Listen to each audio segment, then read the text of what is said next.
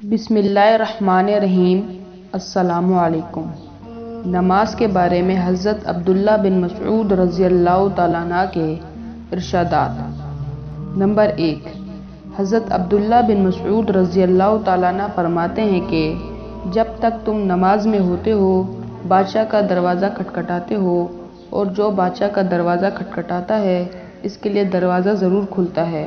Number 2، آپ رضی اللہ تعالیٰ عنہ فرماتے ہیں اپنی ضرورتیں فرض نمازوں پر اٹھا رکھو، یعنی فرض نمازوں کے بعد اپنی ضرورتیں اللہ سے مانگو۔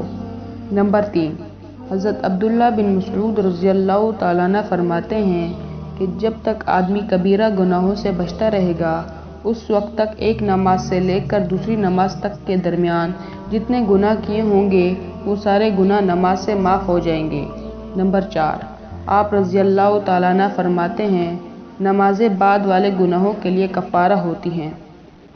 نمبر 5، جب حضرت آدم علیہ السلام کے پاؤں کے انگوٹھے میں ایک پھوڑا نکل آیا تھا، پھر وہ پھوڑا چڑھ کر پاؤں کی جڑ یعنی ایڑی میں آ گیا، پھر چڑھ کر گھٹنوں پر آ گیا، پھر کوگ میں آ گیا، پھر چڑھ کر گردن میں آ گیا، پھر حضرت آدم علیہ السلام نے کھڑے ہو کر نماز پڑھی تو وہ کندھوں سے نیچے آ گیا، پھر نماز پڑھی تو وہ کوگ پر آ گیا، پھر نماز پڑھی تو اتر کر گھٹنوں پر آ گیا، پھر نماز پڑھی تو اتر کر قدموں میں آ گیا، پھر نماز پڑھی تو وہ پھوڑا ختم ہو گیا۔ میرے پیارے دوستو، آپ صلی اللہ علیہ وسلم نے فرمایا کہ نماز میری آنکھوں کی ٹھنڈک ہے، اور آپ صلی اللہ علیہ وسلم نے آخری خطبے میں یہی فرمایا کہ میری امت نماز نہ چھوڑنا۔